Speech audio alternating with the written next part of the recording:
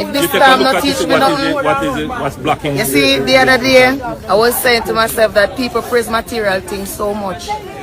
And today is the day when everybody asks me, alright, me have life. Everybody appreciate life. At this moment, no big house no mean nothing. No big car no mean nothing. No land no mean nothing. Life is everything right now. Everybody, alright, boy, I lose my house, but me have life. We have life. My house, me lose my shop, me lose everything, but me have life. And at that we say, togetherness and life, nothing with vanity. Anybody want brag and boast now, what them all brag about? Homelessness. Rich and poor, we're homeless. When the world saw Jamaica drown, something happened that no one expected. Hurricane Melissa tried to break Jamaica.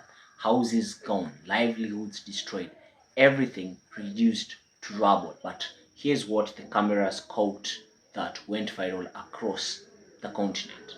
Jamaicans standing in the ruins saying, we lost our house but we have life.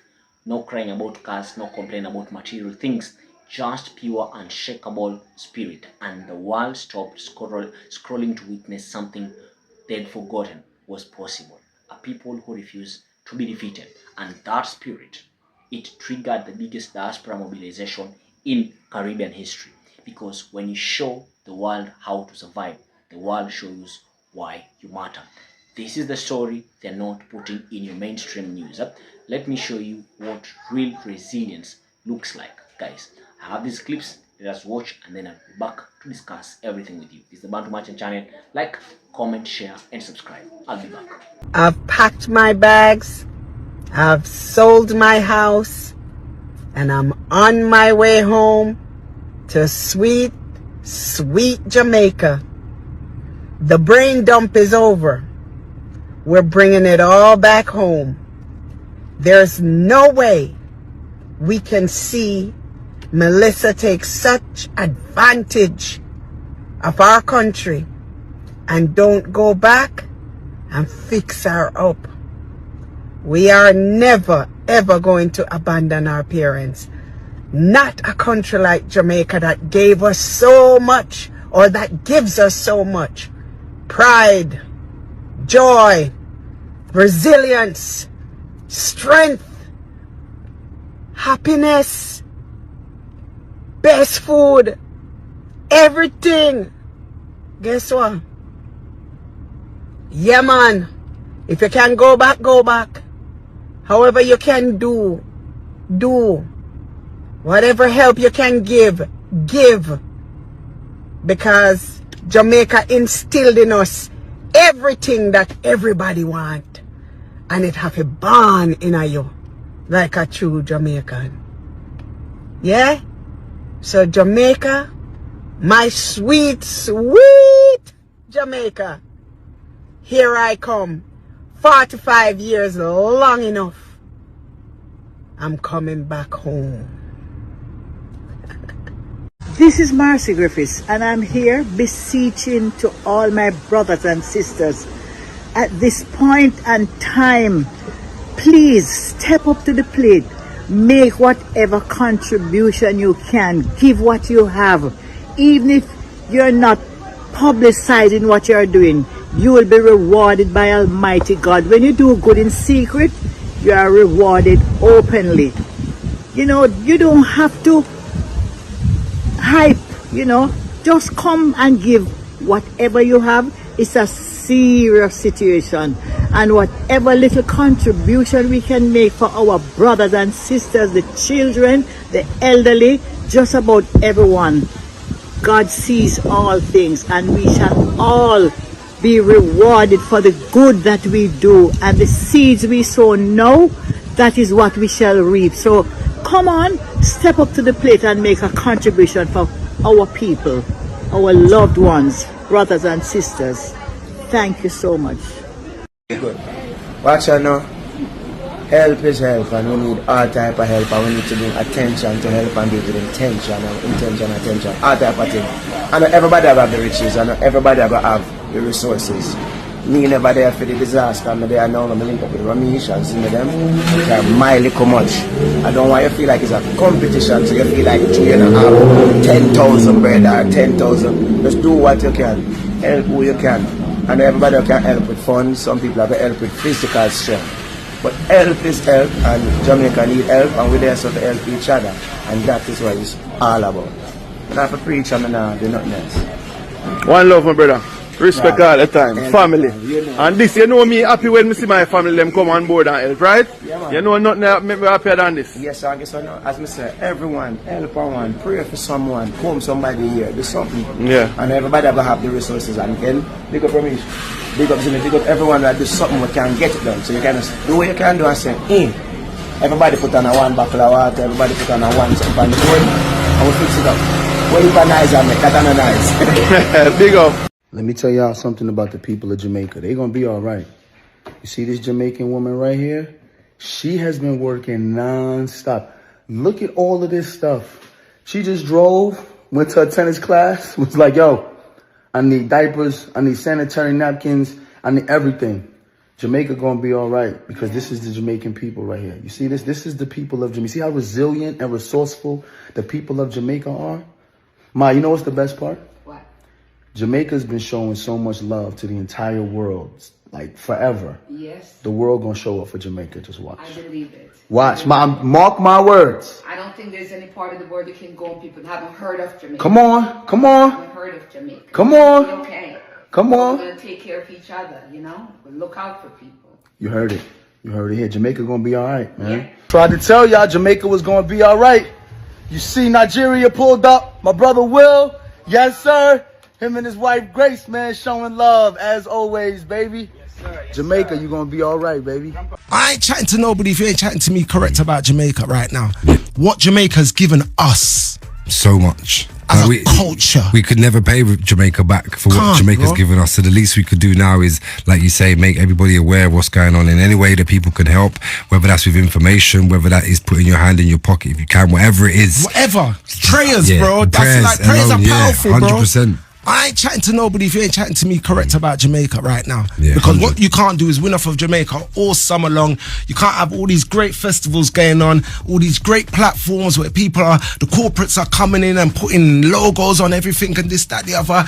And everybody involved in, rifle walk and fling shoulder and all of this, that. And when it's time to get in the trenches now with Jamaica, when it's something like this happens, you're just looking for a man like me. Yeah. Don't do that. Yeah. We're all Jamaican right now, bro. Yeah, no, you get what I'm saying? We all say It's Wagwan, fact, yeah? it's facts. Wagwan target. It's a facts. Wagwan moment, yeah? It's facts. So this is what I'm about right now, and this is what I'm standing on, because my mother is Jamaican, my grandmother is Jamaican, my family is Jamaican, and we all love the Jamaican culture. So I'm standing on what I believe in.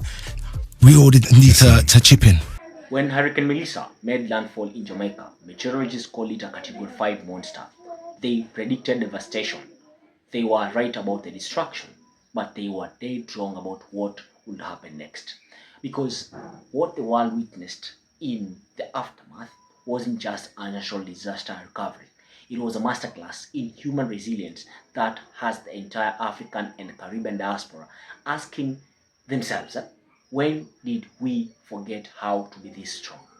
I am the Bantu Merchant, and today we're going to break down how Jamaica became a symbol of hope when the world needed it the most, and what it reveals about who Jamaicans are, who they become, and who they need to remember to be. Let me paint you the picture here. Hurricane Melissa didn't just damage Jamaica, it tried to erase it. Entire communities flattened. Infrastructure gone overnight, the kind of devastation that usually breaks a nation's spirit for years. But here's where the story gets interesting. While international news crews flew in expecting to capture despair, trauma, hopelessness, the poverty porn they love to broadcast about black and brown nations, all right, they found something completely different.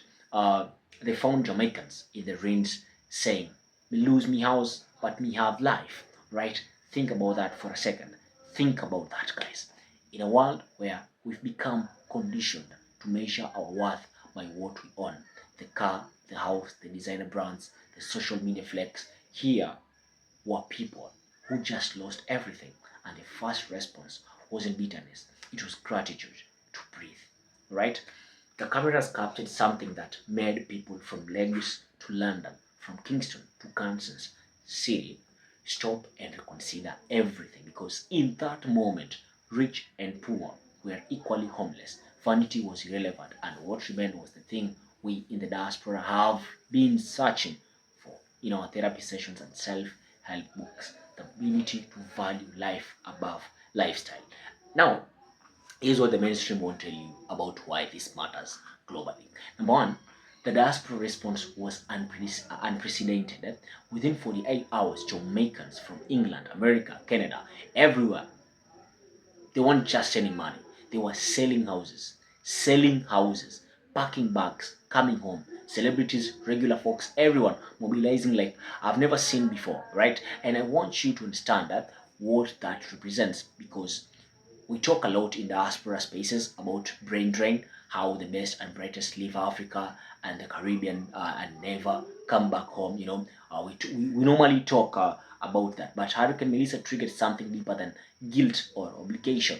It triggered identity. These diaspora Jamaicans looked at their homeland in crisis and said, "The brain drain is over. We are bringing it all back home," quote unquote. Not because they had to, because they chose to. Because Jamaica had given them pride, joy, resilience, strength, everything that made them who they are. Number two, the global response revealed a truth about soft power. Spain sent 70 doctors, nurses, engineers. The EU built a steel hospital. Colombia, El Salvador, Trinidad, Bahamas, Nigeria, countries across the world mobilized, right? Why? Because Jamaica has done something that no amount of military might or economic dominance can achieve. They have made the world love them through culture. Simple. There is there is nowhere on this planet you can go where people haven't heard of Jamaica. Reggae, dancehall, Usain Bolt, Bob Marley, Peter Tosh, Rastafari, the food, the language, the vibe. The Jamaica has exported culture so effectively that when crisis hit, the world felt they were losing a part of themselves. And that, my friends, is a lesson in soft power that every African and Caribbean nation needs to study. Culture is currency, respect is capital. But let me bring this home to us, the diaspora, watching this video right now. How many of us have become so westernized, so individualized, so focused on personal success that we've lost the plot? We're out here stressed about credit scores while Jamaicans are teaching the world that community is the real wealth. I see it in the comments every time I post about Africa or the Caribbean. Why should I care? I was born in America, or I was born in UK, Canada, blah blah blah. My parents came here for a better life. I'm not going back. That's not my problem. Yeah, people do say that. But watch what happened in Jamaica. The diaspora didn't see strangers in need. They saw family. They saw the aunties and uncles who shaped them. They saw the land that birthed their identity, and they moved quickly, very fast. Because here's what Jamaica reminded us. All of us, by the way.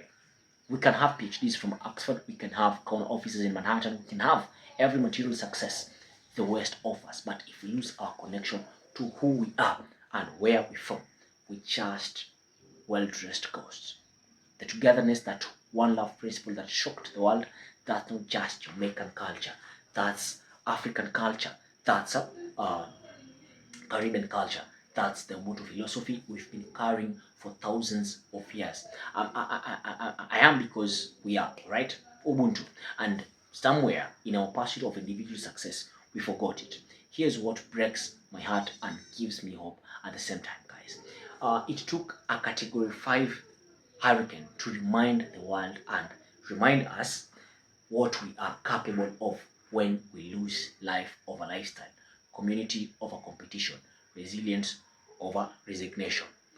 Every Jamaican saying, "We shall rise again," wasn't performing for cameras.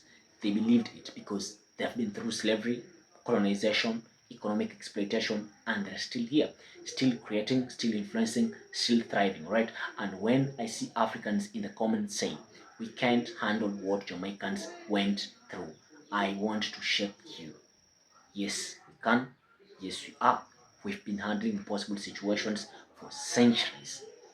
We just forgot how powerful we are because we started measuring ourselves by Western standards of success and Western definitions of trauma. Jamaica didn't teach the world a new lesson. They reminded the world of an ancient one.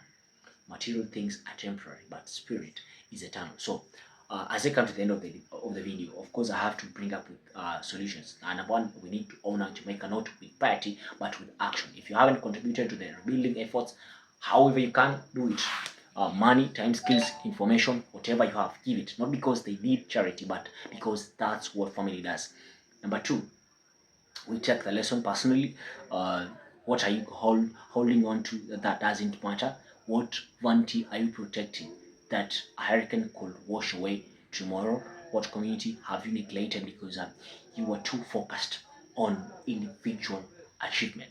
Number three, and this is crucial by the way, we recognize that Jamaica has shown us the blueprint for diaspora power. When we connect to our roots, when we value culture over commerce, when we choose togetherness over individualism, we become unstoppable. The world loves Jamaica because Jamaica never apologized for being Jamaican. They took their culture, their language, their music, their food, and they made the world adopt it. That's not luck, that's a strategy. Software strategy, if you ask me. Every African nation, every Caribbean island, every diaspora community needs to study this playbook. And because you know what, respect is not given, it is earned through consistent cultural excellence and unshakable identity. Jamaica is rising again. It is going to rise, not because the hurricane wasn't devastating, but because they are likable with Talawa, small but mighty, resilient, resourceful, unbreakable. And if we remember who we are, descendants of people who survived the Middle Passage, who built civilizations, who innovated against impossible odds, will realize we've always had the same power. We just need to stop looking for validation from systems that were never built to honor us and start drawing strength from the cultures that shaped us. Hurricane Melissa tried to destroy Jamaica. Yes, it did. Instead, it revealed what the diaspora is capable of when we remember we are a family. Let that be the story we tell out there. Let that be the future we build. If this resonated, drop a comment down below sharing where you're from in the diaspora and one thing you are doing to stay connected to your roots. And share this video because this is the narrative that needs to go viral, not the disaster porn they usually show us. I'm the Bantu Merchant. Remember, we are not just surviving, we are thriving. One love, and I hope to see you in the next one.